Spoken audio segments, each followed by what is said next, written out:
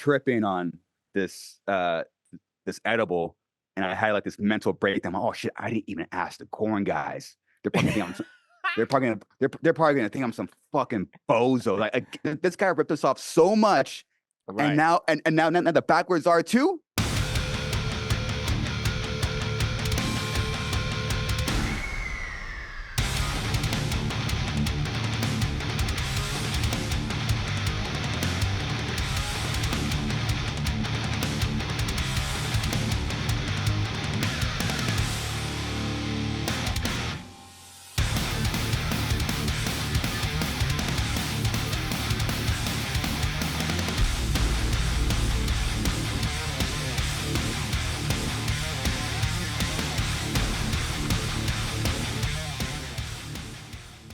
What is up, my friends? Thank you once again for tuning in. This is the Scope Exposure Podcast.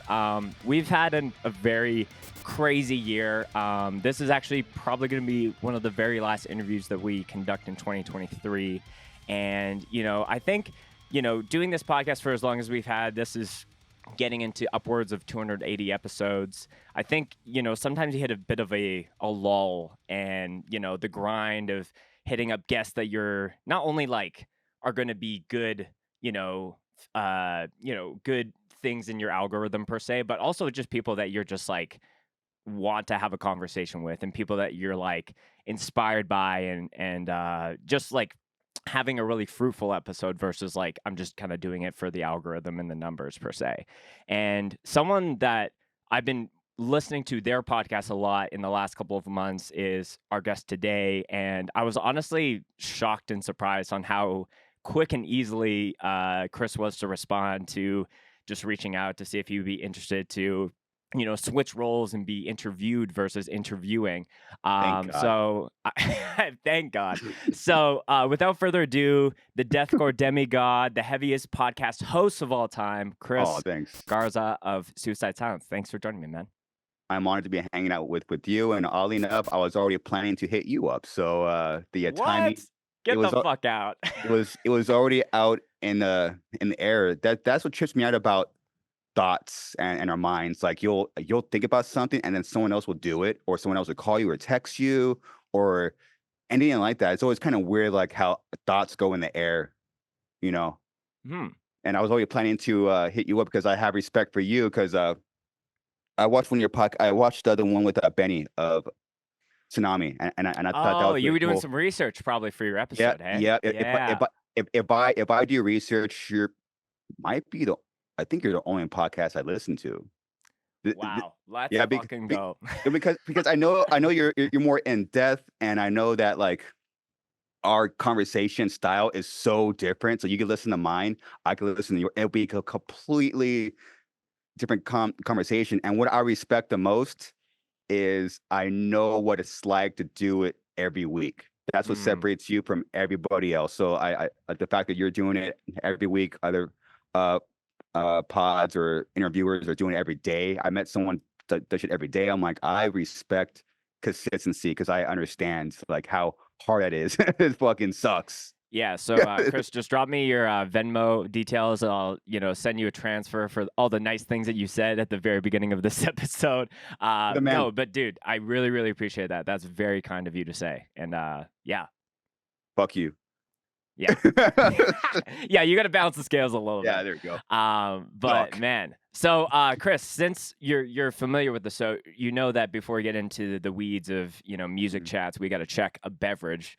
You said you were going on 2 hours of sleep before we hit record, so I'm curious how much caffeine you got in your beverage. I'm not in my beverage, but I have my morning coffee, so it's good. Got you. What do you got bev-wise to drink?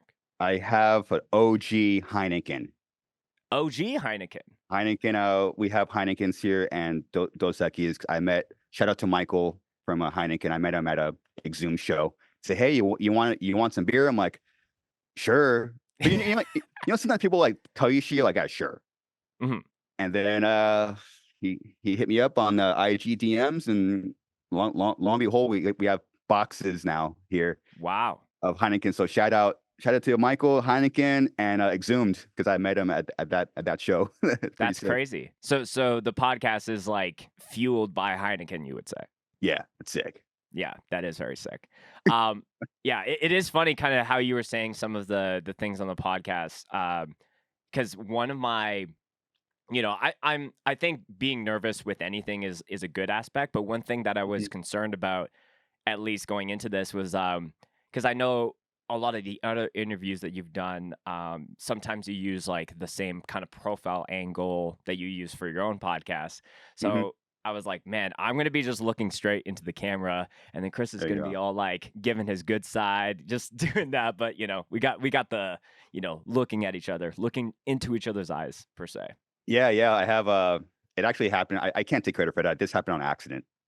This happened on accident. Okay. Yeah, I forgot the one adapter at home that would hook up these cameras that have like the angle. I'll have like my computer a certain way. You would have my perfect lighting camera. So actually, God was like, you know what? You're not meant to be. You're not doing it. Yeah, that's not gonna happen. Obviously, I'm going to ask some questions around the podcast, and this angle, we get to see a little bit more of the more authentic side, but we'll get into that later in the episode. Bev wise, for me, I actually picked this up the other day, and it's just like I'm always trying to chase all the curiosities when it comes to different drinks and things like that. So I'm drinking, the brand is called Folkington's Garden. So it's like, it kind of looks like your grandma's kind of beverage, but it's a gently sparkling water, rhubarb and apple flavor. Okay. Cool. And it's pretty crazy because there is like, I know like there's laws to have certain beverages in Canada. You have to have like, the French and the English side, but a lot of this stuff, I'm like, I don't know if I could even read a lot of this. So reading's hard. Like, I get it. But like, I'm really excited. The flavor profile is big. I'm a big rhubarb guy. So do you drink? Yes, I do. Yeah. Okay. I was. Do you have like multiple drinks set up in case like the guest is drinking or not drinking, so you get kind of? Oh yeah, that's an interesting question. Sometimes I try to prefer a non-alcoholic drink when I know a guest is like straight edge, per se. But yeah, I haven't had the opportunity just to have a fridge and then kind of like choose it on the fly with whatever. Because sometimes I just like to let get it a little cooler. Where, yeah, get like a little cooler. Have like an alcoholic one, and whatever you show me. Maybe that's something I need to try next year. Is like pick the bev on the fly versus bringing it. But I would try that. It's those subconscious things that makes the guests comfortable. Do you do that yourself as well? Yes. When it comes to okay. If they're on coffee, I'm drinking coffee. If it's water, it's water. If they want to have some shots, I'm doing shots. If they smoke weed, which is the hardest one for me, I'm tripping out. There's a camera in my face. It's fuck. Right. You're having that mini panic attack in front of YouTube. But people, nobody knows. But it makes. But whatever makes the guest more comfortable and open up. It helps. I mean, like, I'm trying to think of what I even have upstairs. I don't have a Heineken per se, but maybe mid episode I'll try to find something. Fuck yes, do it. This 8-ounce can isn't enough. But cheers to you, Chris. I'm really excited to do this. Cheers to you. So, first things first off the bat, before we get into some of your origin stuff.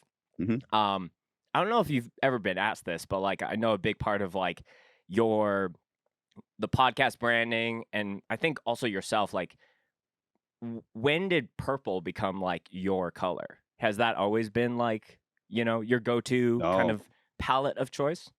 It was an accident. And okay.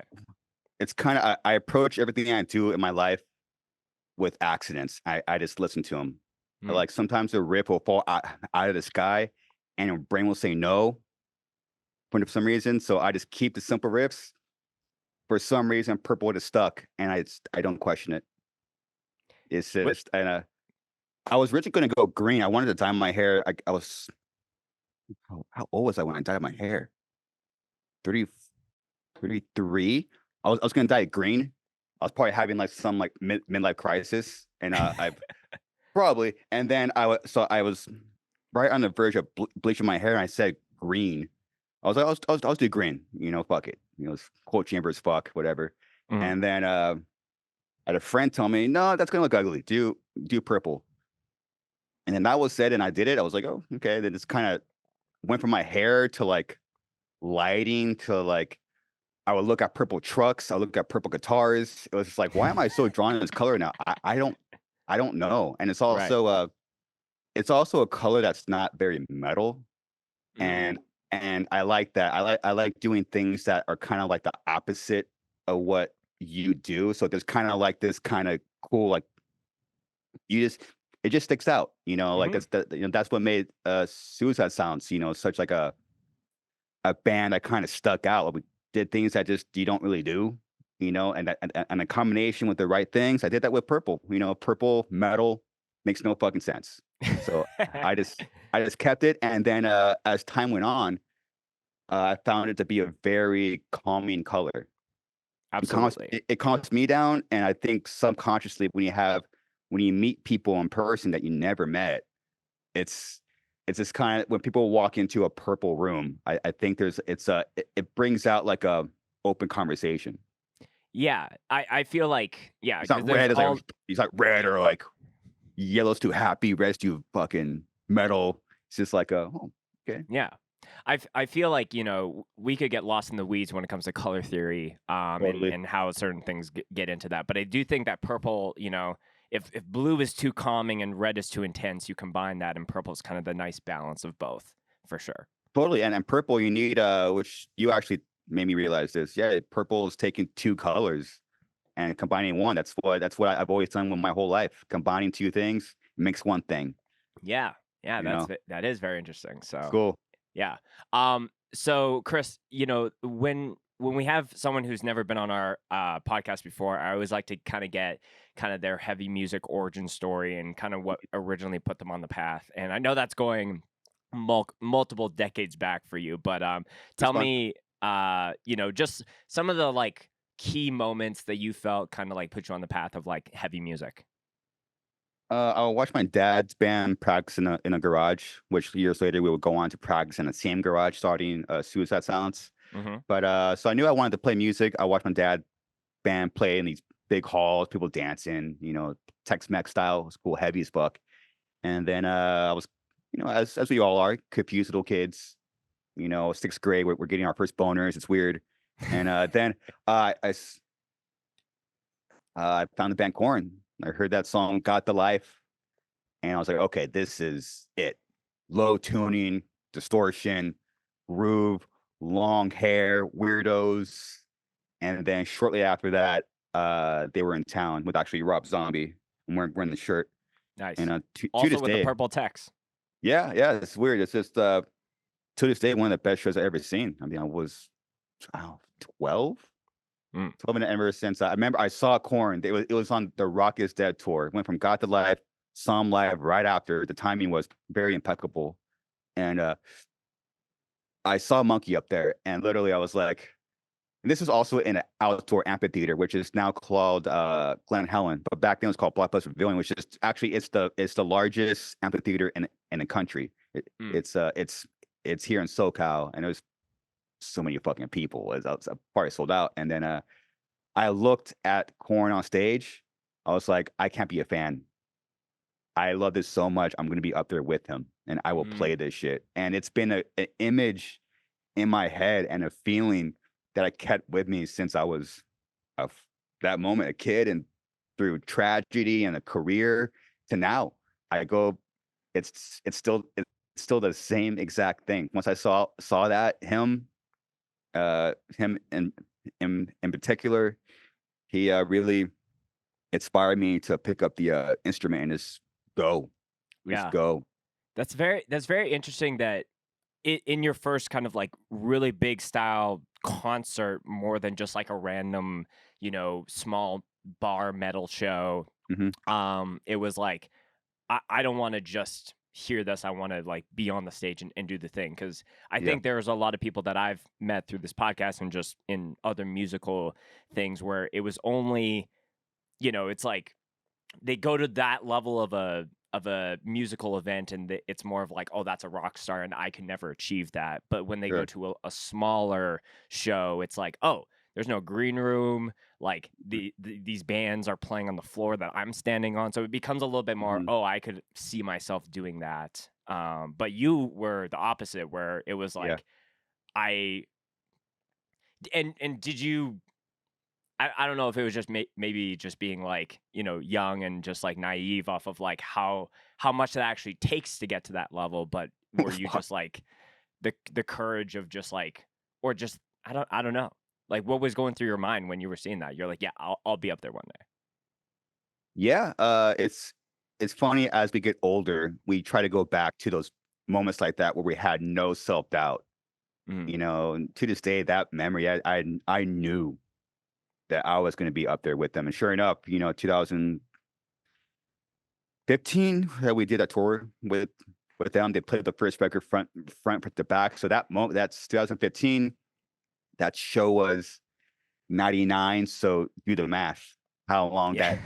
that took to be up there with him on his side. I would wake up, go to our, it sounds bougie, but we had our own dressing room, and then I'll go on stage, watch him sound check. I'm putting my shit up there. He putting my cab, and we were direct support. So Mm. to corn. So I put my cab in front of his. It was all the little moments where like I was soaking all that shit. I'm like, this is crazy. And Yeah. also the bittersweet moment also was it just sucks what it took to get there. What it sucked. I mean, this is also post Mitch. Mhm. Like what it took to get to that moment. Zero self doubt, and I don't know exactly how I did that. Even I think we all struggle with self doubt. I do, including, but I was like, for some reason, there's those few moments in your life that like that self doubt won't can't even get in there. And I was like, Right. man, how did that happen? I don't know. Do you think as the band has grown and more opportunities and just things would come on your plate, self-doubt became more intense, or where was kind of like the balancing or the threshold that you met with when it comes to that? Or is that still like a balancing act that you deal with today? Uh, I think self doubt kind of started creeping in. I say 30. Mm, 30 is when, at least for me, and also I find it be common across the board. It's kind of when like you're growing up, 30. So okay, like you can't claim like the idiot anymore, like serious idiot. I say I'm yeah. an idiot. I say I'm a dumbass, but I'm joking. But I was a genuine idiot, You and then can't pull the 20-year-old card anymore. you Yeah. can't once you hit 30, it's just like now you're going into self awareness. Now you're trying not to get too woo woo, but God, books, the gym, eating a fucking salad that still sucks at this day. And now then once you start clearing your mind, these it's not all positive. Like when you clear your mind, you let in everything. Hmm. Self doubt, demons fucking start coming up, and yeah, I say 30 was right when the self doubt really started to creep in, and knowing what self doubt was. Mm, I couldn't drown it out with cocaine anymore or getting blacked out drunk on Jaeger anymore. It's just like, this is okay. What is this self doubt? And I didn't get a grasp of it until I'm 38. I turned 38 last month. Early early 37. I felt like I had a really good grasp on it, and that I owe that to weed and ayahuasca and DMT. Like I this kind of knowing the power of the mind really kind of, okay, this is what this is. I hear it kind of creep in, and then it's not real. It's not fucking real. It feels real. That's what I think self doubt feels real because it is. hmm. Self doubt is just lives in the same house as your courage, your courage and your dreams and your fears. It lives in the same body. Yeah. So Yeah. I just learned, okay, this is no, no. And that after Hmm. saying no in my mind when I'm high as fuck and just knowing what this is and how real it is, eventually is kind of, hey, I got lucky. Got a grasp on it. Mm-hmm. Kind of Yeah, cool. and that's definitely like personally that's very validating for me because I'm turning 31 in like very beginning of Sick. January, but like turning 30 and the year that I've endured, there was a lot of those feelings of like, oh, like, we're not in our 20s anymore. It's time to like really not be just making like it's time to be way more specific about like what the fuck I'm doing, both on Yes. like a personal and like a creative level. Yes. And there's like a lot of things that I'm planning on changing for Scoped and myself in 2024. Good. But I felt like the 28, 29 was definitely 2 years of like saying yes to as many things as possible. And I Hmm. definitely think that was helpful with like growing the pod and just our presence because I still view myself as just like I'm just some kid from Western Canada and like who the fuck am I? So there's a bit of like imposter Sure. syndrome potentially, but like I think it's like It's good. it's definitely now in a place of like okay, like discipline is like so key and like what I do now really impacts like the next week, month, year to come. So I Yes. Years. appreciate you sharing that. Yes. Yes. 2 years, 5 years, 10 years. Not to freak you out, but like it's like your decisions last years. Mhm. And it's very you touched on the imposter syndrome. It's very normal. It's like with this fucking thing, the band. It's just kind of it's not real, man. It's not. Mhm. So Um, so you're on the right path. I really appreciate that. I want to quickly go back. We were talking about how important corn was to you, and Yeah. anytime where I was watching any of the videos about Suicide Silence, and uh, you know, people would be mentioning like, yeah, Chris would show up and just immediately start playing corn riffs immediately. Is that? And I Mhm. didn't make this connection until now, but is that kind of how the logo for like the podcast, where it's like your last name, it has corn elements. I don't know if that's intentional Of or course. not. Of course. Of Everything. course. I mean, we've us and our team have like counted the backwards R's in this room. There's there's a lot. You're talking coffee mugs, logos, stickers, Right. uh, Double digits for sure. guitar picks. Yeah. I mean, there's a lot of backwards R. Everything because as a joke, I would sign my name when we first when Sui was popping. It's weird. Like you're doing signings and shit. It's still weird to be honest. And I was just sign Garza with a backwards R, and it's kind of stuck. Mhm. And then one day, my friend back in Corona, he gave me an edible, and I ate too much of it, and and the podcast already started, and I already kind of uh posted like a picture of like I'm starting a podcast. Here's the cover, and I was tripping on this this edible, and I had like this mental breakdown. Oh shit! I didn't even ask the corn guys. They're probably gonna think I'm. They're probably gonna think I'm some fucking bozo. This guy ripped us off so much, and Right. now the backwards are too. But it's you're just high, you're just overthinking. So the next day, Right. I mean not a day, maybe a week. Um, Shortly after. yeah, I don't know. I feel kind of scummy saying this, but I text.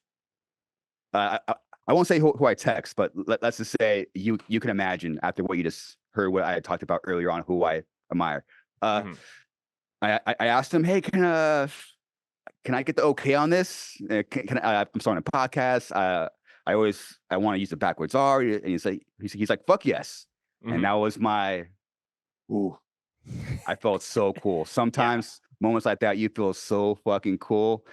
And out of all the moments in my life where I felt like shit, it made it all worth it, dude. Those little moments, you will be like, those were one of those moments. Got the text back, the okay, hey man, good luck. And yeah, just now we made the logo, all kind of.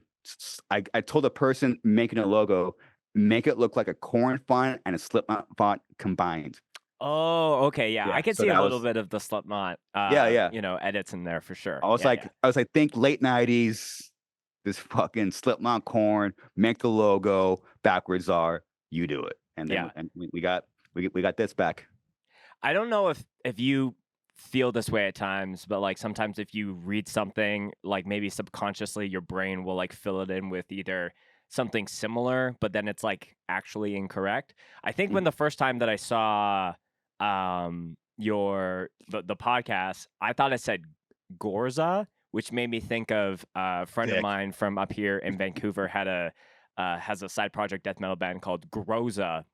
So Oh again, it wow. was just like my Yeah, mind. I yeah. was like, wait, did he name the band after Chris's? And I was like, oh no, Garza. That's like it is different, but Sure. I had it down in my doc. I wanted to give a plug to that. Sick. Shout out. Shout out. Garza's Spanish background, correct? Garza is Spanish. Yeah, I think it's one Yeah. of the might be one of the first last names ever. Yeah, because when I Googled that, it said it's Spanish for heron, which is a type of bird. So Really? Oh yeah, shit, yeah. long Yeah, legs and long neck. yeah, I remember I was at some Irish fair. I was drunk and I bought this fucking there's like a little there's like a what do you call those? Fuck. There's someone that was selling shit A at the merchant, I fair. guess. Yeah, yeah, yeah. I was like, Yeah. they had like these laminated things like say last names and explain like the whole origin. Mhm. Really cool. Like it's like this fucking big.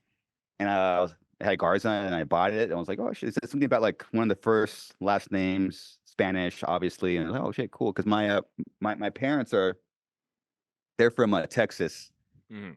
And they came from Texas to Cali, obviously. And then yeah, it's just a cool Spanish last name. It's like it's common, but not too common. You know, it's why my first name is Chris, which is extremely common.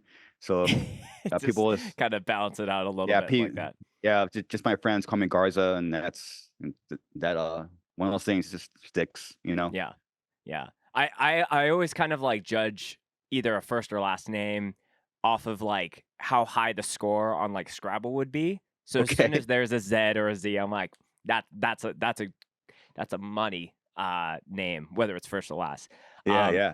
Bringing up your parents, we're skipping ahead a little bit, but it feels appropriate to segue, and then we'll swing back to Suicide Silence. But Let's roll. when I saw that you posted that you had your parents on the podcast, I was Yeah. like, that's such a cool thing. And then I saw the date of when it was posted, and it was posted on April Fool's. And then I was like, is this a joke? But then you Was actually it? had a full yeah, on I didn't know April that. 1st. Oh wow, sick. I was like, is that intentional? Because it's a nice little plug, because it was like the most wholesome, conversation from your mom and your Cool. dad. So Yeah, it's cool. You know, I'm very thankful for my friends that it kind of let me experiment with them. Like the first few episodes, my parents were obviously, I think they were episode 6 or something. You know, yeah, it was cool. I learned a lot, based on that. It's funny, like those are like people ask me if I get nervous before them. That's one of like my most nervous ones because I know family members that don't know a lot about the family are going to watch that and it's like shit. I need to like make sure like they get the Garza family facts right. out there. Yeah, 'Cause, it might not be the highest numbers as far as the episodes, but it's like people are intentionally looking for that episode versus like yeah. pops up on a Suicide Silence recommended thing. Yeah, it was so cool to hear their story. You know, it's like they've and a new family's going to watch them. Okay, hopefully, because my parents are up in age. They're in the 80s, so just want to kind of make sure it was right. You Yeah. know, Yeah, so it kind of put in my head. It was like, man, like, because I've thought about doing some kind of like bring my dad on and like have him like react to bands that I like. I've thought sick. about that for a little bit, That's but pretty sick. yeah, maybe in next season for the pod we do a special with Mama and Papa Priest. Who knows? Circling That'd be back cool. though, talking about like kind of when you first started playing music, because like we have the origin of like you discovering it, and then kind of feeling that unintentional call, let's say. Were you a guitarist first, or did you do some other instruments kind of before that? My parents told me I was banging on pots and pans, and I was in diapers, and then Yeah, but Pots, actually, pans, and diapers. yeah, but that was like and they were trying to get me into drums, other family members, but I'm still a drummer in my head, but Mm. obviously, I mean, since corn, it was like that instrument. Also, my dad played keyboard and a trombone, bass, all this crazy shit, and then but I mean, corn is like okay, guitar, that's it. Mhm. As far as like this, there's an instrument in my hand that's mine. It was a Fender Strat. Yeah. So Which is funny too, because like I know that the main guitar that you play, it's probably sitting just to your right, is that's it. the 7-string Fender Hmm. Strat, which is it's a very unique kind of piece. And I'm curious Yeah. if you could tell, like, when that conversation with Fender came into the picture, like, do you know of how many authentic Fender 7-strings there are in the world? Would you say Only a under few. 100 or Only a few under 10, under and 10? yeah. Dang. Cause well, how I got it, they made like 8 or less in '89. Okay. Uh, believe his name was Alex Gregory, the maestro, and he had these Fender 7 strings. From what I understand, that deal went south. Uh, but what he did was he put a patent on the Fender 7 string, so that's why Fender never touched them. Mhm. So fast forward, I come in the picture, and I'm asking them, hey, this is what I want. Is it possible? Like, we'll try. And then I personally, for one, every builder at the Fender custom shop wouldn't talk to me. They wanted nothing to do with me. And then, Like, because you wanted a 7, or yeah, like yeah, they're like, they're 7? Turn around. Let me work yeah, on this. Fender's bread and butter is still the Strat and the Telly, especially when Mhm. we're talking pandemic, which is when I got this. So it's like a weird, even crazier timing. But so for those of you that don't know, I'm born, raised in California Mhm. and Corona. And the same year I was born, 85, Fender moved from Fullerton to Corona. Oh, okay. You had So some home turf advantage yes, I potentially. did. And Yes. this will be a major turning factor was once I made it up in my mind after I destroyed all my gear. That's known as a mental breakdown if you go on the internet. Uh, I was like, you know what? I'm going with Fender. That's it. I'm going. I don't care how long it takes. I don't care. Mm. And once I made that commitment, I had a friend. Like this is deep shit. Like uh, one of my best friends, one of my drinking buddies that I'm actually hanging out with tonight. He's coming being in town from Arizona. His dad worked at Fender in the '80s, so he knew people there. So I got long and behold, I got a phone number. That day, he let me come in the shop. I walk in the shop. There's people that I went to junior high with, elementary with, I was in bands with. Like I was like, okay, this is it. And then fast forward, because there's the custom shop, there's a warehouse in Corona, but you have Fender Hollywood Okay. that you got to talk to. So they gave me the contact there, and shout out to Jason Klein. Also on resume, this is Fender. Do they even know my band or me, what I'm about? And I met the guy. We started talking about Converge. I was okay.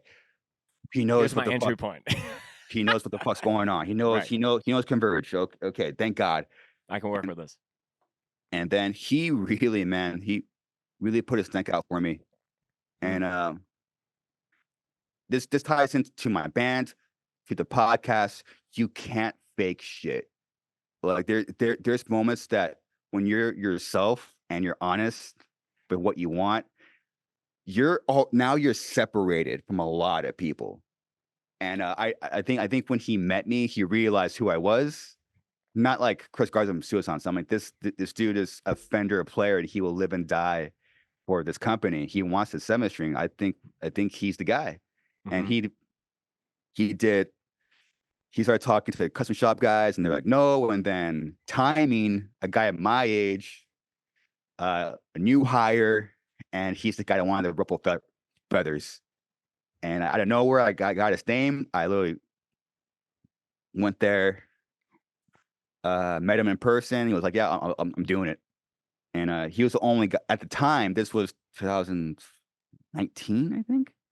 And he was the only custom shop builder there because it's Fender. It's old school as fuck. So he Right. was the only guy there that knew how to do it on the computer. Hmm. So what they were going to do originally, which is why no one wanted to touch me, is they were going to build me multiple seven strings because they knew they're going to fuck it up again and again and Oh, again. I So they see. got it right. So Yeah. like they're like, no, we don't want to take on this Because fucking 3-year before project. this, Fender hasn't touched 7 strings with a 10-foot pole.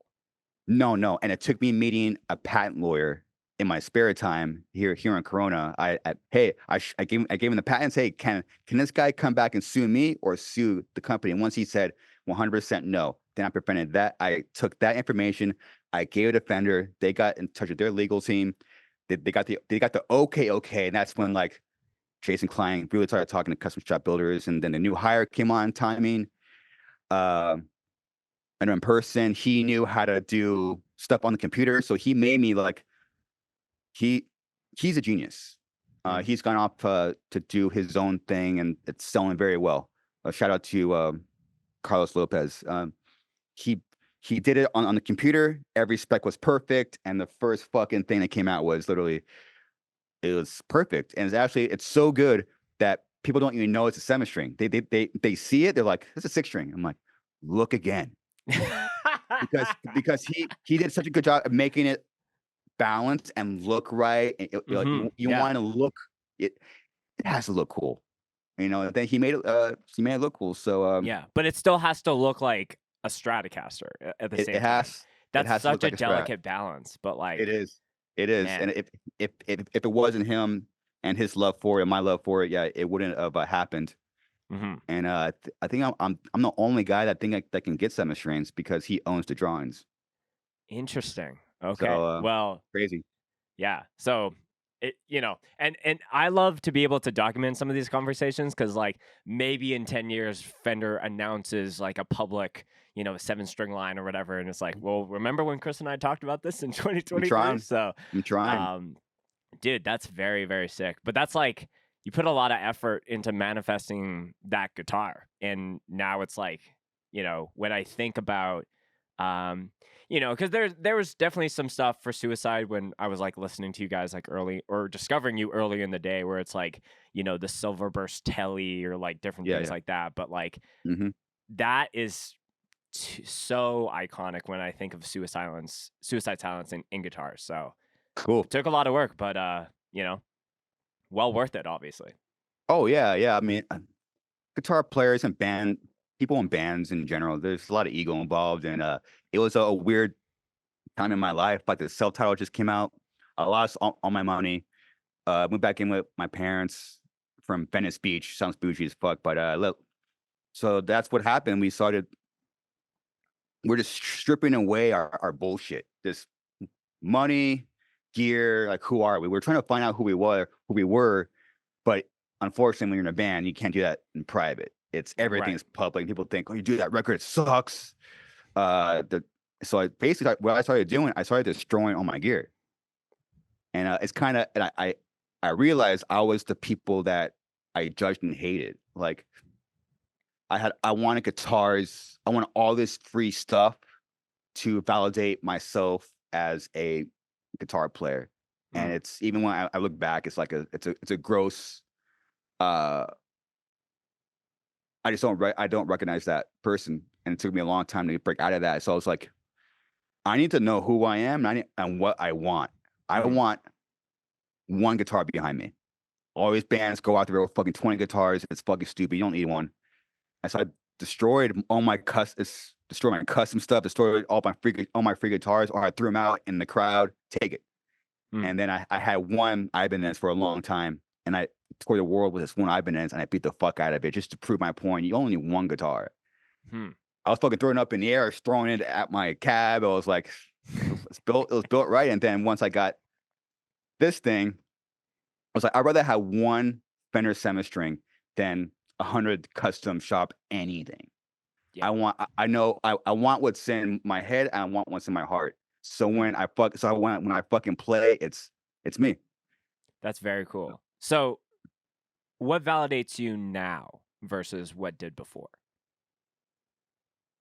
One, what I think about myself, um, what I think about myself and where I'm going, what my girlfriend thinks about me, my mom and my dad, my band, my friends that have known me since I was a kid, to the band, to now when I have money, no money, and the people that are in my life. I mean, they think I'm me, and I never sold out, or I never did anything change me, or at least I'm going back to who I was when I was that hungry 17, 18-year-old kid. That's what I kind of go for now. That's beautiful. I love that. Okay, I got some suicide silence questions to ask. Let's go. So, I think early, I would say like late, like 2000s is when, this is like Suicide Silence was a band that started long before streaming, long before all this social media shit was in the mix. You guys were a heavy deathcore band that was like doing shit on MySpace and all these other things. And I think obviously a lot of people who are of that time remember like the top 10 like breakdowns or deathcore breakdowns, and I would find anytime I would personally watch those, like there would always be a Suicide Silence track on that. So I wanted to throw it back at you, and I'm curious from your perspective, is there what would be your top 3 Suicide Silence breakdowns, whether they made those videos or not? The end of Unanswered, when we go into that, it's just it hits something else this goes beyond sound. It's just something about it. I don't know. So the end of Unanswered, something that we can't recreate. We try, but when we play Bludgeon to Death live, it doesn't hit. I don't know what it is, but during the time where we were all in sync in 2007, 2006, when we're playing that kind of way, like the breakdown for Bludgeon Death was like, that was us blatantly trying to be like, fuck everybody. Like you think you're heavy, but you won't be able to top this. And that was our mindsets at the time. I don't think I have a third one. I think that's it. I don't have a third one. 2 is good. Yeah. I'm sure there's going to be a lot of people who are watching the episode who are like already typing their favorite, Suicide Silence breakdowns. Yeah, there you go. Whether they made those videos or not back in the day. The other thing that I also like to ask people that have a large discography behind them is, in your opinion, because I know that this would range from every member of the band, different perspectives from a different instrument. But do you think that there's any underrated Suicide Silence tracks that either you guys don't get to play live because, maybe it might not pop as much, or any tracks that you feel like are overrated that obviously have their place as far as being popular, but like you think that maybe song-wise, it's kind of like more of like I'm doing this for the fans when we play this live versus for myself. Yeah, as far as overrated, definitely You Only Live Once. I always question, like, would that song be that way if our singer didn't have to die? So that it was like the timing of that. So when something like that happens, you get a lot of attention. Everyone's like, you're going beyond music at this point. Like it's like you're in that kind of tragedy. Was in like the news. It was crazy. And then so what people do, they fucking go on YouTube, type in the band, and that video came up. So that video is up at 100 million like views. 115 million. I'm gonna just check it while we're doing it, but it's something crazy. I mean, granted, that video is amazing. So the video is not iconic. Overrated. The video's not overrated. We fucking killed it. Fuck everybody. We did a great job on that. Thanks to Buffalo Wild Wings and beer ideas. Oh, that idea came up when you guys were getting wings? Yeah, we used to go to Buffalo Wild Wings. 117 million views. Jesus, dude. Well, okay. Here's the other thing. That's on the Century Media YouTube, and then I think on the Suicide Silence YouTube page, there's also 3.2 million. So together, Wow. 120 million at least, and rising. Crazy. Crazy to think of. Yeah, I mean, there's no singing in that. Yeah, Just a bunch of it metal is. dudes in the shooting range. Yeah, it Say is. less. It is a heavy song. I think people did connect with the video. You know, it was really cool. Sometimes things just line up, but as far as the song, it's a cool song. I mean, Mitch lyrics pretty fucking sick, but unfortunately, him passing away really made the lyrics take on a new meaning. Yes, for sure. You know, so yeah, I'm not so sure what that song would have done if events were different. Yeah, I think it probably would have just been like, this is a good track that we get to play live, but it might not be the Yeah, one that we're either closing with or yeah, something yeah, like that. yeah. Yeah. Underrated. Where does your mind go with that? Underrated songs that people don't even know. Like it's like our demo. I always think about like our demo days, like 2002, where like the genre didn't exist, and we were low tuning, blast beats, singing. This was pre Mitch. Mitch wasn't on the first demo, Right. and I always kind of go back to that. Like, man, well, what? How do we do that as little kids? Like, not it. No experience in the studio, no experience songwriting, riff writing, nothing. But or amps sound is just we made a very sick sound, very out of the gates. You know, Hmm. I always looked towards those three songs, and it's funny because bands kind of come out now. I kind of hear like it's just weird, like how this like the trends and the sound is like these full circles, and like bands now are just doing that. It's crazy. Hmm. Going back to You Only Live Once, I was watching Mitch's memorial documentary that's on your guys' YouTube, and I don't know if this was just a happy coincidence, but I was hearing someone, I don't know if it was in the band or someone else, saying how he said that because he wanted to go like bungee jumping at a German festival that you guys were playing. Hmm. And then in the video, he says, "You only live once, so just go fucking nuts." So I don't know if that came first and then it made it into the lyrics, or I don't know if you would even know that per se. Yeah, I'm not sure if he did it there or he already had the lyrics because he showed us those lyrics when we were in a drunk on an airplane. Mm, I don't know where I think we're going. Where I think we might have been going to that show or that tour at least. Yeah, hmm. I think he already had the lyrics. And I remember Mark saying that's the dumbest thing I ever seen. So so now that to this day I still question his judgment on things. Sure, sure. Um, Okay. Flipping back, talking about the demo, can you tell the listeners about the Family Guy demo version of you guys' releases?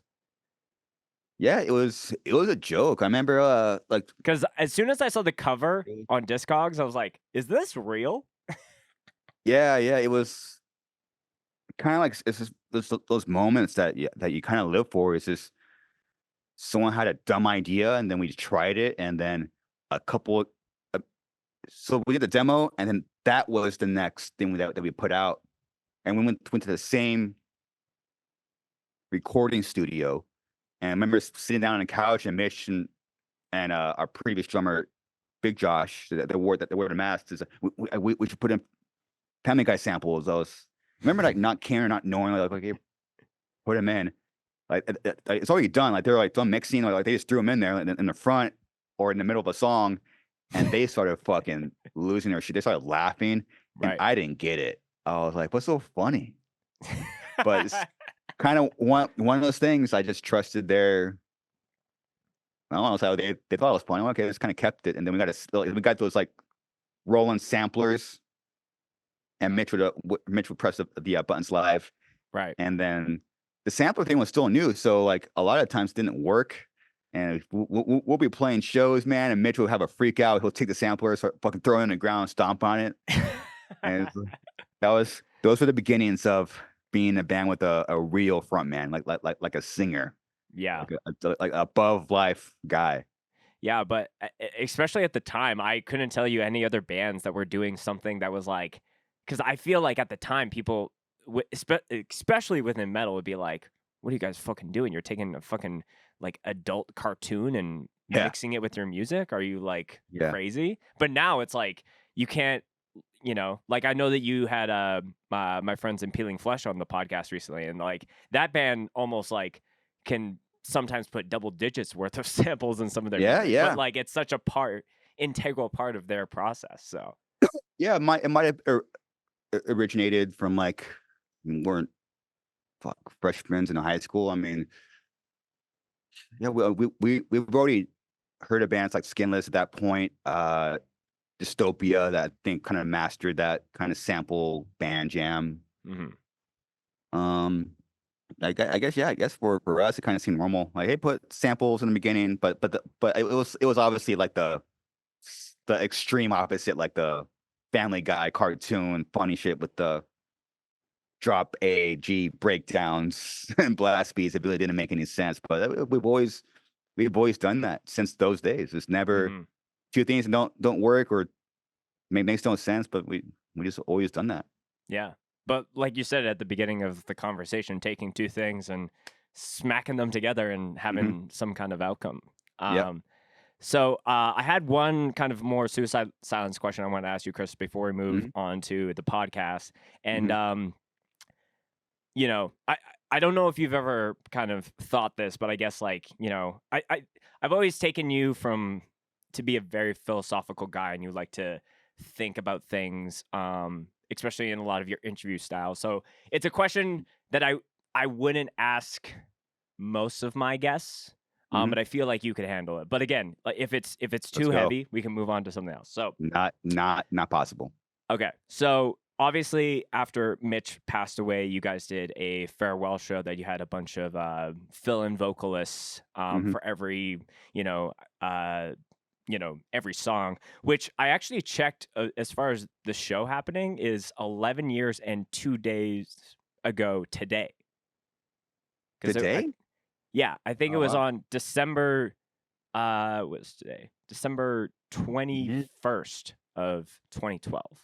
Oh wow, it was really close to Christmas. Mm-hmm. Yeah, it hit the 20s. Shit. Yeah. Yeah. So, I guess a question that I thought, and I don't know if you've thought this before, but on a different timeline where instead of Mitch passing away, you were the one that maybe weren't in the picture anymore, who would be at least three guitarists that you would think would do justice to, play your songs, play your riffs? Have you ever thought about that? Mm, no, and at the risk of sounding like an egotistical idiot, like if it's not me, it's not Suicide Sounds. Mm, And I never even thought like it's not possible. yeah. It's not. It could.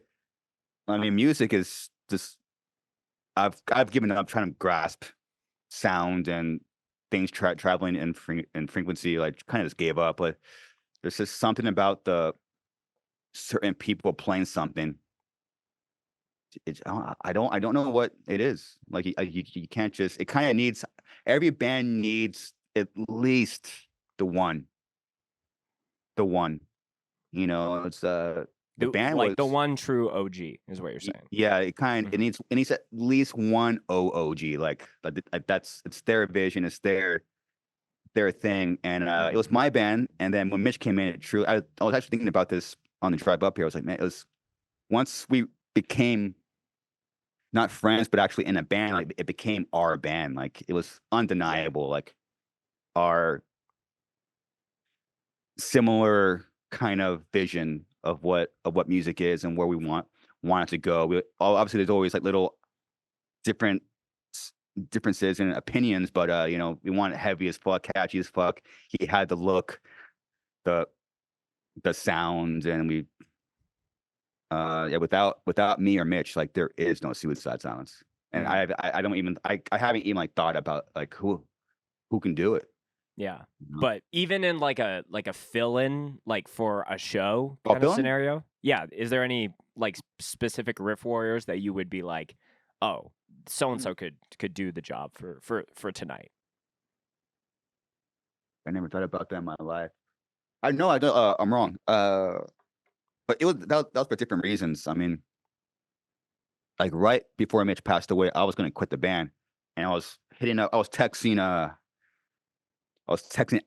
Shout out to Alex Way from Whitechapel. I was like, "Can you fill in for some tours or something? Because I want to leave for a bit or something." It's like, "Well, dude, thank you, but obviously he was busy with Whitechapel touring. They were doing Right. their thing. That was probably the only time in my life where I was like thinking someone else can play it. But it's different because Mitch was still in the band and he was still alive. Right. Now I don't know. Not one name pops up. Yeah. But that's crazy to think that you were on the fence of leaving before he passed. But like, Mhm. was that feeling still there, kind of like after the farewell show happens, or did you have a complete No, 180 and you were like 180. It's over. 180? Yeah, I'm still there. Complete 180. Hmm. It's yeah, I still remember the last time I saw him. Like it was weird shit because which I still actually hold a grudge with our producer at the time. Because we wrote pretty much every record in that garage. And I think that this will probably be the first material we start writing. It's not going to be in the garage. I'm talking future SS, but we've written Right. everything in that little garage. And I was literally in the backyard or in the house, and they were in the garage writing or jamming. It was like a separation, even at the place I lived. Hmm. And the only Well, not person, only the place you live, but the place you grew up. Like, yeah, grew up there, started a band there. It's just like Yeah. there was a lot of weird feelings that it took me a long time to get over those grudges with actually the other band members. Like it allowed that because the only person that would come in the backyard and say what's up was Mitch, and Hmm. and then seeing like what's up, dude, and just small talk is nothing. Like it's just how are you? And then he would walk by the pool around the corner like I seen him do throughout my childhood, and then yeah, that was the last time I saw him alive. Yeah. That's absolutely crazy. Yeah. Ha- have you been able? Because I feel like the percentage of bands that have to go through a loss like that and a change is like very, very slim. But like, Mhm. have you met other people? And everyone's situation is different Yeah. on whatever the tragedy is. But have you been able to meet anyone who, when you talk to them, you actually felt like, oh, you understand the pain and the loss that I felt based on similar things, or has that been like few and far between to even recount? Unfortunately, you are put in this category of bands that anyone that's dealt with like a loss of a front man, uh, like that first tour with Eddie, like the people that were approaching some of us, it's just like, whoa. Right. Yeah. I don't want to say names, but like because they had to either a singer kill himself or some this heavy stuff, and yeah, you are put in like this weird category that you understand, you know, because it's just weird. Like you're just with these people your whole life. I mean, they know you better than your own family. You're in airplanes together, vans, small hotels, getting drunk together, fucking middle of nowhere driving. Is they're your best buddy, and then you write music, so there's even that deeper connection. And then when you lose that, it's just yeah, it's like this ir- irreplaceable thing, hole, Hmm. Yeah. and then you kind of forever have like this hole in your soul, and then yeah, that I mean that hole, yeah, I mean it's what keeps the band going. It's like it's never Hmm. going to be filled, never. Yeah. Man. But yeah, I can't imagine when you're placed in that scenario and it's like there's fans of the band and obviously you don't want to just like turn people away, but like Mhm. sometimes like, you know, after you're loaded in, you're like, guess what? Some random person who like maybe they had the best intentions, but they said something Sure, that felt was like out of pocket or whatever. But like, it still it's happens. yeah, I'm sure. Yeah, I'm sure Yeah, it still happens. But yeah, I feel like it's especially even as like a host of this, it's like obviously I felt like I could talk to you about it, but it is kind of that thing where it's like you have to walk into those conversations and how you approach it with Mhm. grace and Yeah. contextualize it for sure. Mhm. Um, Yeah. Speaking of context, I want to talk about your pod. Talk Cool. to me about like the origin of that because I kind of came in as a listener very very late. I think the first one that I found out about that you had a podcast was when you had all of the Alabama boys Gideon on, Oh, Gideon. Oh, and cool. yeah, and like that is like a childhood like I feel like without that band like you know like I came through the vein of like the Christian like heavy music space, so it's like Mm. they them being on Face Down, it was like Wow. writing was on the wall. I have Gideon tattoos on my feet, like Really? so yeah. Oh, I well shit. have you had Kublai Khan, any members of that band on your No, no, pod? no. Okay. I know that they would be a great addition for your roster. I've wanted to have any member of that band on, but like the problem is a lot of them are either like non they're they're not online per se. Mm, Like Matt, for example, like he's in Florida. He's just like staying off the internet, which like I can respect. So that's I sick. think he only does like in-person shit. But I I have the reason I bring them up is it's a Gideon song off of their second album that is the feature from Matt from Kublai Khan. So I kind of like I combine it as like a Gideon Kublai Khan tattoo. But yeah. Um Nice. but anyways, found out about the pod, really just fell I I appreciate as a podcaster myself when people are like, this is a heavy music podcast, but at the same time, we just talk about life and Mhm. people's experiences and all that. So, was that like so intentional at the get go to kind of like, I'm going to talk to like people in like the heavy music space, but like, even if we don't talk about like pig squeals and breakdowns, like, I just want Mhm. to talk to and have a personal connection with someone that way. Yeah, I did quite a few things out of the gate. So, I mean, right now, about to drop episode, I think 110 this Monday. So let's say someone finds out about it and they go back to episode 1 to 10, they kind of see who I am. Like it's just, Right. it's like new metal, like death metal, life. Kind of wanted to lay down the groundwork, like you know, because especially musicians or artists are really interesting to communicate with. So I was like, how am I going to get them to talk? And Mhm. how I approach it like, what would get me to start talking? You Mhm. know, so this is kind of what I kind of been judging everything on. Like, this, you can't just go like linear with the things. Kind of have to have a conversation flow, and then they'll tell you something, then you can add on to it with experience, and then try to get their story out there. But you can only do that through just like a normal conversation. Right. Yeah. And like I think the aspect of, obviously being like California based, it's a lot easier to do a lot of like in-person stuff. Mhm. Bands are coming through tour, they, Yep. can roll up and do a podcast and, I'm very fortunate to live in a time where we have technology and I can do shit like this and call you all the way from, snowy Alberta. But Nice. it is it is something, especially on the video side, like I feel like a lot of people start their podcast and they can't really see, there's no interaction that way. But Mhm. I really like that the vibe that you have set on with your set and like the lighting and everyone's like it feels like I've never felt like someone's like on the they're on the edge of their seat in like a good way. Like they're engaged. Cool.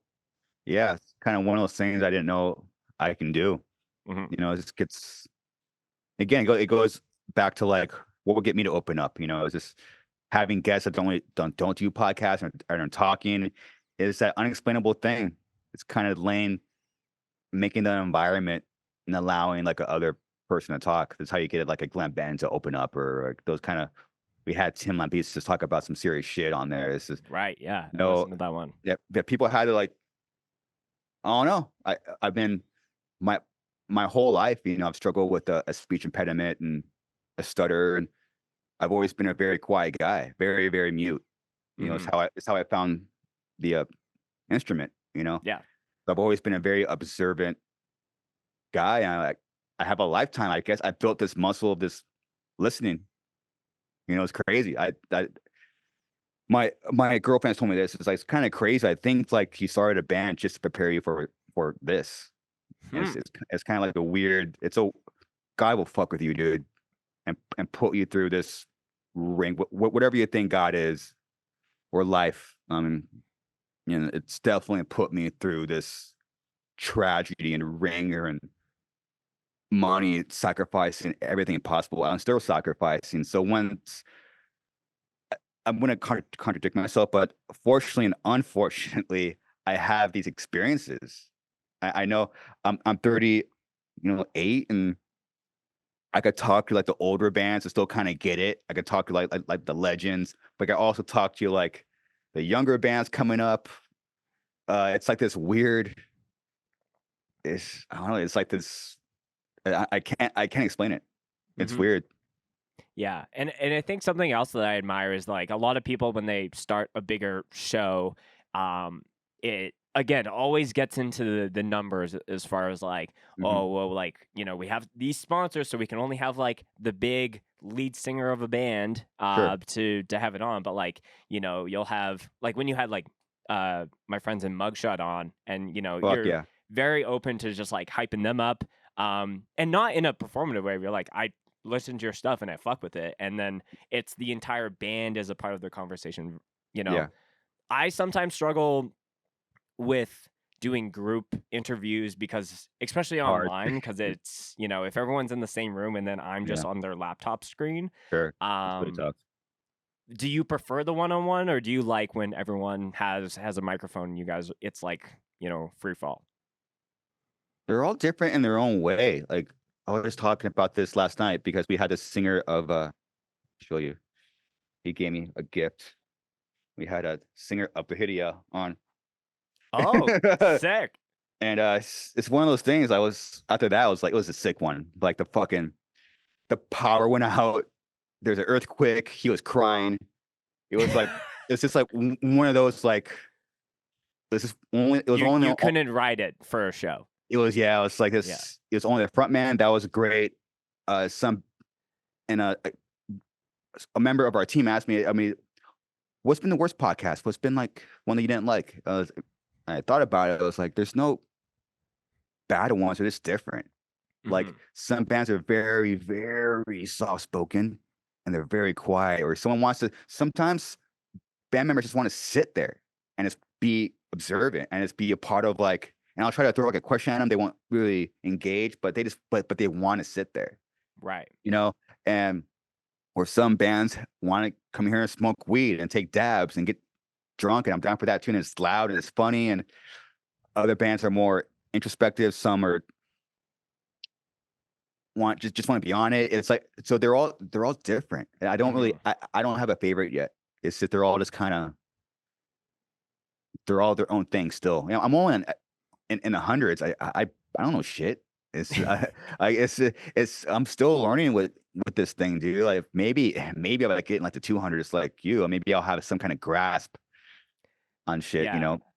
I definitely felt like I started to establish a little bit of a rhythm after 100 episodes for sure. Yeah. Nice, Yeah, cool. but like there's even a lot of changes that happened even like within this last year, and Hmm. I have a lot of specific plans for like for next year for the podcast, cuz as much as I love the intimacy of just having a one-on-one conversation with someone, Hmm. there's certain things like different styles of podcasting that I want to try. So I'm trying to build it as like the scoped podcast, and then there's the interviews. There's us featuring like new music that I'm checking out throughout the month, and then having a new show that's a little bit more just like talking about something that's happening. Because Hmm. in the past, and I'm sure you felt this too, where it's like a it might not be a release specifically tied to a band, but it's like some kind of viral thing or like a performance or some kind of like meme that pops up where it's like it's a talking point, but like if unless you get that person on right away, it kind of becomes invalid, within even a couple of weeks at times. So Yep. Agreed. yeah.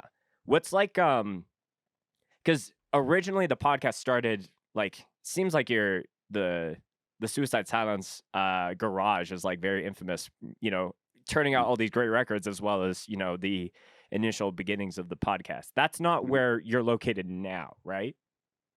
No, I moved twice. It's kind of it's like a band. Like started in your parents' garage. You kind of want to have like that subconscious suicide juju in there with the first kind of studio. Sure. Kind of build it from there. And then the moment I got a sponsor, two, I was like, fuck it, I'm going. I'm getting a office space, and I got one, and then we just got this spot 3 months ago. We got kicked out of the last one. I think Amazon bought the block, and they're going to tear down the building. So we got a 30-day notice out of nowhere. Oh shit! And I barely got this. I'm surprised I got it. And so yeah, we've been moving, and I haven't made any money yet. I don't really. It's just I like doing it. It's like I approach it like music. You got put in that work, dude. If a podcast, man, you're banking in the first 3 years, I'm coming after you because there's motherfuckers like me that are obsessed, that truly fucking love it and will sacrifice everything to make it happen. Mm-hmm. And it's nice to have that. Like, again, I was thinking about this on the way up here. Like, fuck, dude. Like, it took me like 17 years to get, because once the cleansing dropped, like a lot of shit changed. Like, now alcohol's in there. Now we went on tour Slipknot. Now there's women at the shows. That's a whole other thing. Then cocaine came in the picture. It was like really clouded a lot of things, and I never recovered. And but the past year, I really felt like after we dropped our last record with Taylor Young, he really kind of helped. Maybe not knowing, like, kind of, we were already kind of going there. We're there, but he really squeezed out any last little bit of bullshit we had and amongst our camp, like the singer ego. I had an ego. I don't know. Guitar player had ideas he had to use that fucking sucked, and it was just. I think like it really helped us like squeeze out any last bit of bullshit. So once we got out of that record, the past few months, I feel like myself again. I feel like I'm back. I feel like that hungry kid, obsessive, kill everybody. No one's safe. I'm a very territorial, competitive guy. I'm very competitive, but now it's different. Back then it was based on bitterness, insecurity, small brain. Now it's like abundant. I want everyone to succeed. If anyone hits me up for anything, I'll help them. I'll tell them I'll tell everyone everything I do, and it's no secret because I believe in myself, and I also want to help out other people as well. Yeah, but it's just now it's getting kind of scary. Yeah, but it is really cool because I love when a lot of people in the bands that I've checked out like start kind of dabble in another creative aspect within the musical field. And sometimes I've heard of like in 2020 Stick to Your Guns, another great band from California, did a full band podcast. So it wouldn't be every single member every episode, but like they would talk about like one album and like nice. the chaos of like record labels fucking up the debut of it. But it's like instead of having to go to another like to hear it literally from like from the roots of where that came from was like a really, really cool thing. And we're seeing that with other people as well. But like I think your interview style is it comes from a place of like genuine interest, and it's not just like off of some thing of like trying to be connected to all this stuff. And I feel like you do really fly the flag for a lot of like the younger people too, which I think is something that's very important to me, because I always I like when I'm able to have a conversation or get connected to someone before the spike begins. Oh yeah. Yeah, it's Mhm. cool. Yeah. Thank you for that. It's kind of weird. There's like a style coming out now. It's weird. Mhm. When it comes to the current podcast setup, and I don't know if we were talking about this off air or not, but matching the bev of choice, at least for you when you're interviewing people, like what are little things as far as the vibe that you've tried to set, as far as like how far away you sit from the guest, the Mhm. lighting, It matters. things like that. Yeah, talk to me about it. It matters. It's actually why I got the table. So when we got the second studio, when I got those couple sponsors, is I noticed, but when it was open seating, like in the garage, it was a little bit too open. I realized, and I think people, again, it always goes to I got to be real. I'm talking to musicians and artists. There's a little other barrier Hmm. of comfort that I gotta break through. So I found that the table will make people more comfortable, and sure enough, it did. It's because kind of when I was like, how do how do you sit? Like it's just like all like these little tricks that you learn along the way. How bright are the lights? Sometimes like our crew will come in here. It's like, okay, they made the lights all bright, but it's like, it doesn't feel. I'd rather have the video be a little bit less Yeah, underexposed just a little bit, better so it's not as like to make sure the vibe right, and then they'll like kind of persist. They'll say, "Hey, you should probably try putting the chairs here." I'm like, I don't think they will feel comfortable because I know. I was like, okay, if I sit yeah, down like this, I wouldn't feel comfortable because yeah. I'm a fucking You're just sitting there, and then it's like, "Hey, how do you feel about this last record?" yeah, You know? yeah. It's just trying to make things spacey, and I spent the extra money I didn't have on this space because it's wider, and I think if the bands walk into a wider room, they'll be not so feeling like they're like enclosed. Very little Mhm. weird little like Psychological insights. tricks. Yeah. It's I mean, and it's basic human psychology too. Like all Mhm. like these things, I never imagined I would be in this spot. It's just I just wow. Am I getting?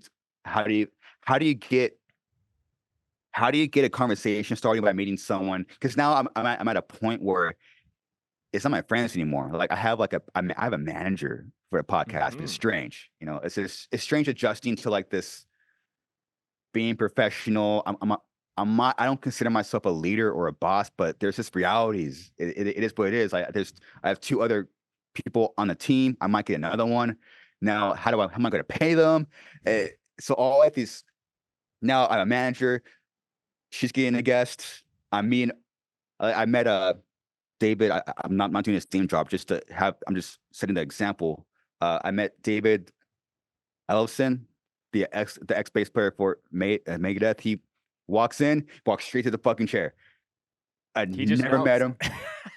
him, never talked to him. There's a camera going. We press record, and literally as the camera is going, I'm trying to establish like a level of comfort. It's Right. fun, and this he was probably the first one I really just walked in and sat down, and he left. It was I'm been doing a lot of podcasts where I don't know the person. I Mhm. meet him outside because my manager texts me they're outside. Some people don't want to have they don't want the connection prior. It's just like, hey, I'm doing this and that's it, and knowing when to how to. And then we get into those kind of personalities. Navigating those conversations has been another learning experience. Like you're not talking to like there's like it is easier to navigate like a up and coming band, but when you're talking to like the singer Happy E or OTEP that just live this crazy life and have all these crazy stories of drugs and boning chicks, it's like you're trying to navigate this shit in such a short amount of It's time. it's so tough. Yeah, especially if you're trying to Fuck, keep it to like an hour 10, an hour and a half. Like, it is crazy. I knew that we were gonna push closer to two, just because like two podcasters. That's Sure, it's probably what easy. that's gonna That's easy. happen.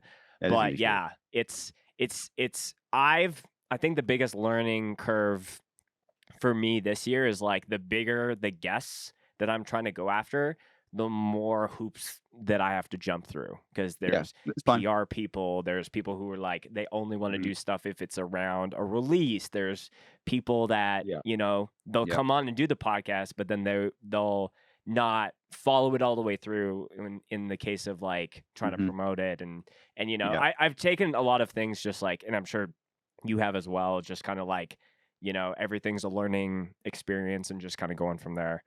Is totally. there any guests for you that are the one that got away, or any dream guests that you're like, by 200 episodes, I hope? Because I'm sure like through your, you know, all the experiences and connections through Suicide Silence, I'm sure you're like, oh, I could probably message so and so to see if that they're coming on. But you also have people going and helping you out with that as well. Yeah, I mean, the dream guest is, Monkey from Corn. He's the dream. I don't know if I don't know if I should put on blast right now. Oh, fuck it. Yeah, I mean, you know, I've asked him in person already. It's just, hey, you want? And he said yeah, so we'll see. But there's timing is always a thing. I don't Right. like something I've learned in my life. Like everything is timing. Hmm. Sometimes things will happen later. Don't take anything personal. Hmm. Nothing's personal. Just letting time have its way because you cannot beat time. And you can't force things either. Hmm. It's like this. You just gotta be ready when it happens. And if the thing that you want doesn't happen, then you gotta have something else to do. Hmm. So that's why that's why like another kid helped me out a lot. Like I've never been desperate. If there's something that an advantage I have is I've learned my age. Sometimes you gotta flex. You do. Hmm. Something there's a minor flex. I'm setting the stage here. Yeah. Uh, I have a very deep connection with doing this podcast. Very, very deep connection. And and I knew going into it how hard it's gonna be to get the laziest people on the planet, musicians, to fucking drive anywhere or do anything. I knew that going, this is gonna be hard, but as long as I put my heart and soul and bones into it like I did Suicide Silence, that's all I can do, and I just hope for the best and just Hmm. put in the work. But I've never ever been desperate. I never oh this person said no, oh fuck shit. Like it's just move on. Hmm. Move on or hey or it's because people are going to cancel not only in podcasting but in your life, dates or things fall through. I mean you can't just dwell on these things. You got to keep moving forward. It goes to working. And one of the biggest mistakes I made in my career in the band was being a kid. And when Suicide Silence first came out, like people still don't give us credit for it. I have to tell the story, which is why now I do a podcast. Like Sure. when we came out, fucking copycats, dude. Like it was wild. Hmm. They, and at the time I was like, because I felt like they were taking my soul, like Your my life's my work. my my insecurities. Like I turned into a sound. My Okay. heart. They took the fucking guitar tuning to the amp, the style. Like it was wild, dude. Yeah. But unfortunately, what I did back then was I got bitter about it. I got insecure. I judged, and I didn't take it as an opportunity to just work harder. Which Mm. is that was like, okay, you're doing something right, but it's time to stay focused and work harder. Put put in more time, and also help the bands out. It's and I mean, when you're a 17-year-old kid, like you're just Yeah. fuck that band, fuck Whitechapel, fuck that band. It's like you're doing it's just stupid, like kids. It's funny, like Whitechapel's down here. I told them about it. Like it's just funny, like whenever we would put a record, I'll be like, fuck you guys. It's just like this. It's just funny thing. But Yeah. now I I'm 38 now, like I said earlier, and it's cool to have that experience and perspective. Okay, this is put in. You got to work your ass off, and this has been way harder than the band. Like this has given me Hmm. 2 full-on mental breakdowns. It's just like the workloads, like the mental, spiritual, and emotional workload has been immense. Mm-hmm. And but they're always never been desperate. I also don't give a fuck about the money either. Like Yeah. I am confident. I'll say it here too as a flex. I am confident this will bring in money at some point. But for me, like I don't give a shit. Like I take that sponsor money and I fucking throw it out. It's just like okay, well how can we put it back in the show, or how can we hire someone else? You know, uh, I can't be bought either. Mm-hmm. Like anyone could come. I haven't joined an agency. Um, this is done on purpose, which no one knows. No one knows this, but I purposely chose only a certain amount of sponsors, and I also purposely uh, didn't. Which I'm not bashing Patreon. I think they're fucking sick, and a lot of awesome podcasts are on there. But for me, I knew that like I need to get to episode 100 or really establish who I am in this and my consistency first, and how bad do I want it? Am I going to fold at episode 80? Am I going to miss a week at episode 70? No, I mean, and we're finally going to, which cost me thousands and thousands of dollars. Like that's money I could have got like last year, just built up and saved, pay the team. But I purposely in my head, I'm like, I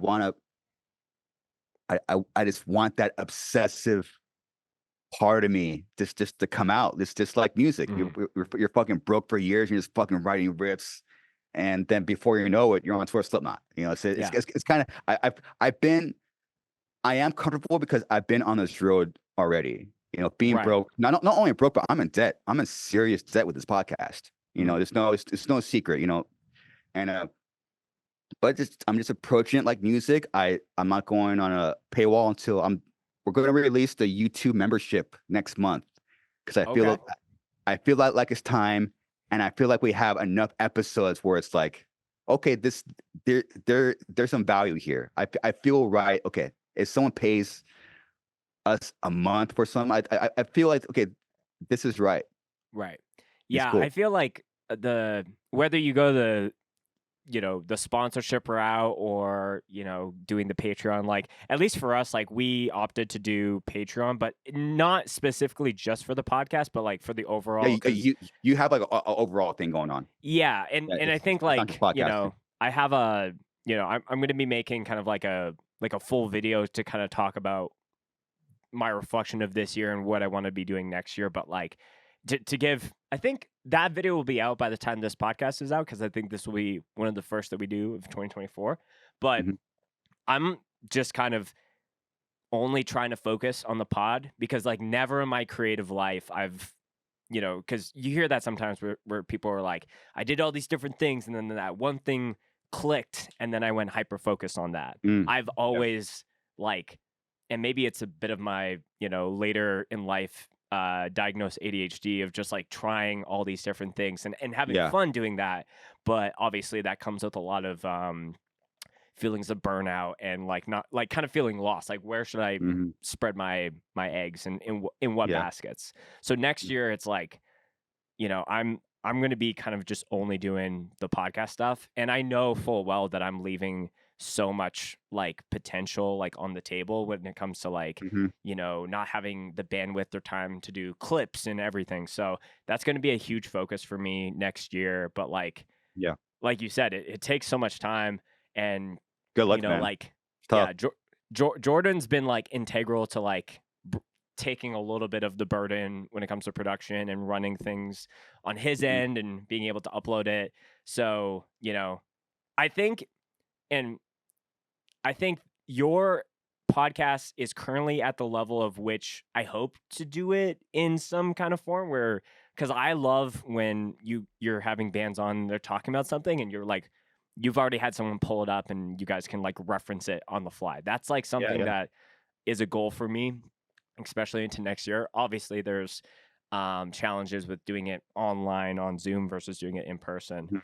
But yeah, man, it is a whole process, but I feel like I've just learned more about myself and just learn more about other people that I've either been going to shows with for years at that point, but I never really got a proper time to really sit down with them and learn that way.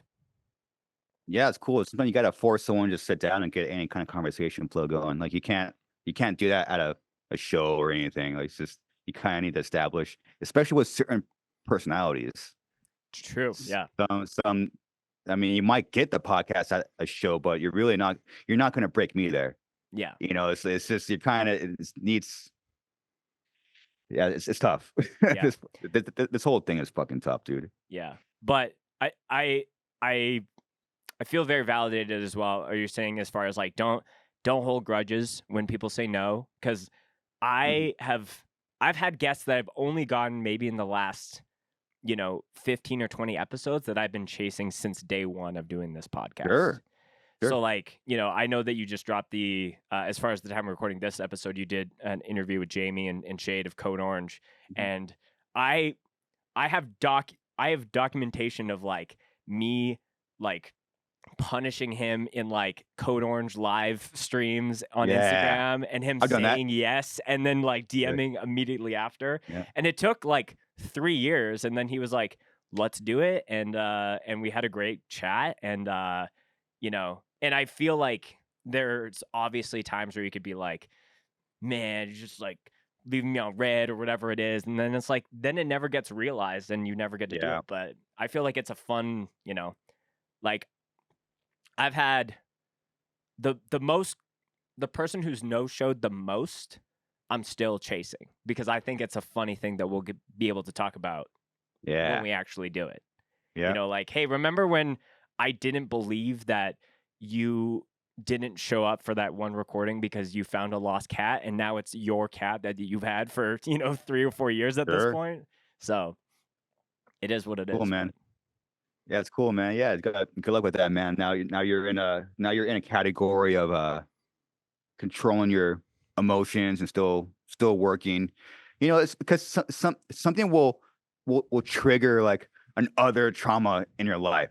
It's sure. Like it's not even about the guests. It's not even. It's just like it might trigger some fucking childhood trauma you have, and you're like, fuck her, fuck that guy. They doing my podcast, but it's just it's just sometimes it's our emotions get the best of us, and it's I learned the hard way. Yeah, you gotta drop it, and keep going, and then smoke weed and deal with the insecurity that popped up that you thought you dealt with, or the demon that you thought was dead, but it's still there.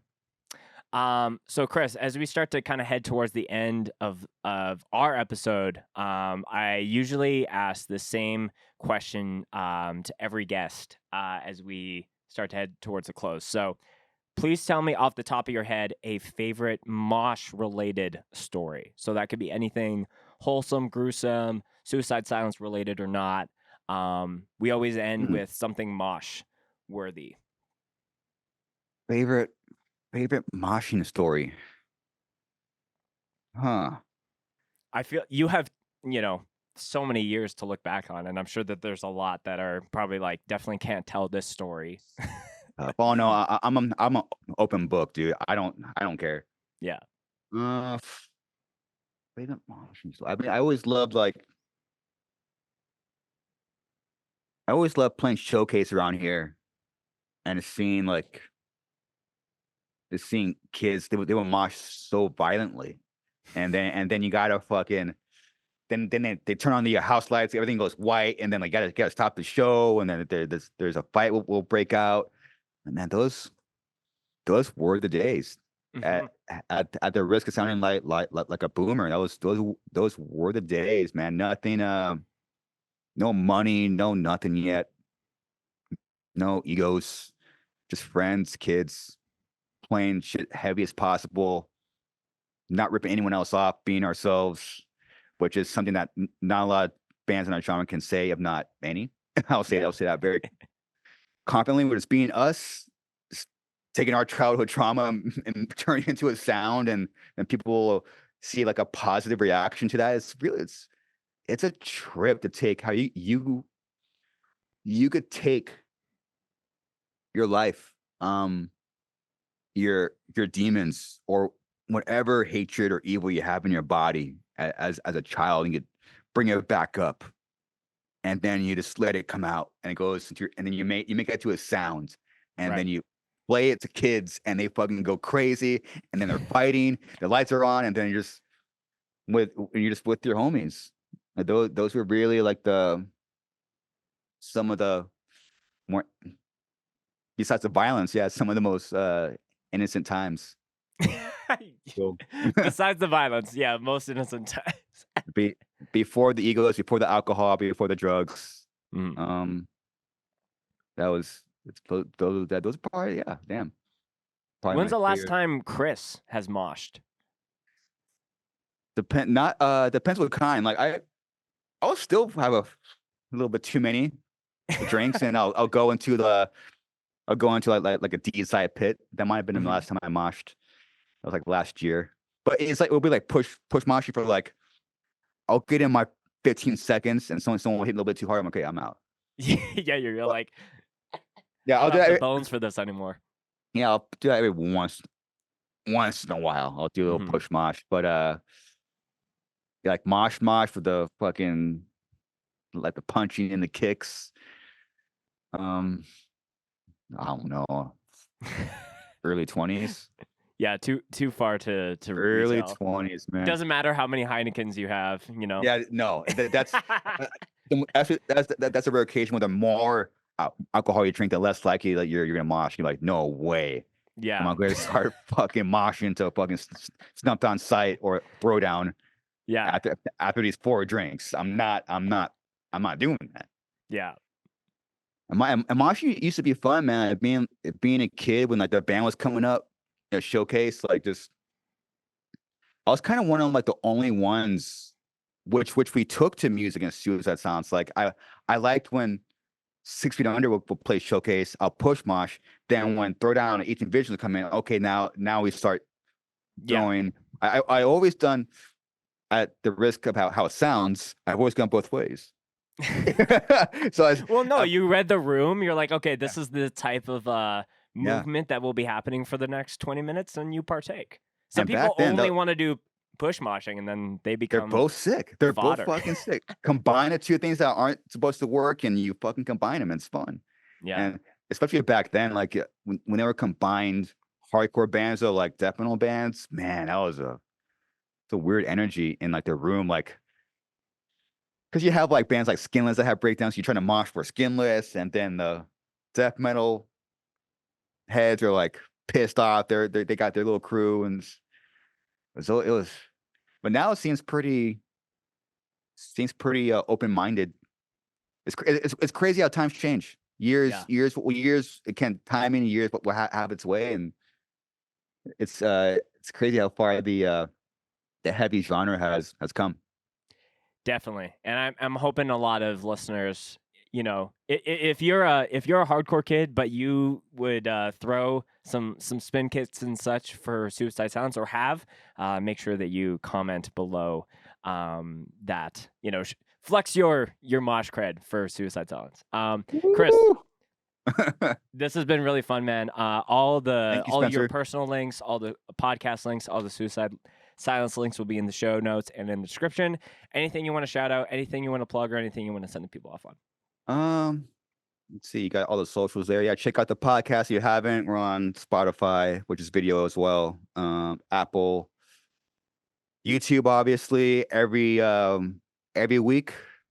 We're also every Monday. We're also about to start dropping a second one. Okay. So this is this the first time I said it? Yeah. So we're dropping one on either Wednesday or Thursdays. Will be twice a week now. And Another interview or like yes. another different kind of show? Okay. Oh Cool. yeah. So we're gonna start doing that. There's also Doubling up. it's also something going on with Suicide Silence in the podcast world. Thank you for supporting the podcast. I I can sit here and say I don't care about the views and the guests, which I really don't, but it does matter. And the fact that you have been watching and listening and really see like the numbers go up it's been a blessing. And kind of thank you for giving me like this other. It's crazy like when you can accomplish one dream but another one, like Mm. that's in one lifetime. it's why when shit gets slow, especially when especially in like the music, I'm gonna condense this very shortly. It's something I'm going on around. I'm not. It's gonna be very short. You're good. When you make mistakes in a music career, they come back and haunt you. As far as like a contract you signed for your first record or a contract you signed 5 years ago, we're currently under 3 contracts, and we're currently under 3 terrible contracts that just siphon our money. And when you're a band when you're broke and you're trying to recover and shit, and you just do a tour and you pay fucking over 90 grand in just commissions because of shitty contracts you signed, it takes you it takes you to a very low place, and you just can't help but see failure. It's all you see is failure then. But the fact that you've allowed me to live 2 dreams, I mean, it really can't get any better. I have food, water. I have my cat at home. He's fucking sick. Shout out to Leo. Shout out Leo. Meow. Yeah. All of you that have been watching the podcast, all of you that have supported Suicide Silence through, I mean, like the lowest of times, and still slowly coming back. I mean, I can't ask for much more than that. And my parents are alive. My girlfriend is happy most of the time because there's that. So because you haven't dropped the ring yet. I heard you talking about that with the Code Orange fam. Yeah. Oh yes. Waiting for the finances to come in. Hopefully this YouTube membership blows up. Listen to the podcast more so Chris can lock it down with the lady. Just thank you all for getting me through my personal dark times, and I think that's it. Yeah. Thank you, well, Spencer. Thank you for your time, and thank you for reading the air. Yeah, of course. There you go. And this has been a very I think needed on not only music but like on the podcast level for me. It's given me a lot of fuel, and I'm 95% sure this will be the first drop of 2024, and I hope that kind of sets the tone for the rest of the year. So I really appreciate your time. Yeah, dude. Yeah. And if I'm ever in the SoCal area, I'll hit you up, and maybe we can grab a bev in studio or not. It doesn't have to be for a podcast, but you're invited. I love to hear that. Thank you again for your time, bro. I really appreciate it. Anytime. Thank you guys. Appreciate it. All right. We're out.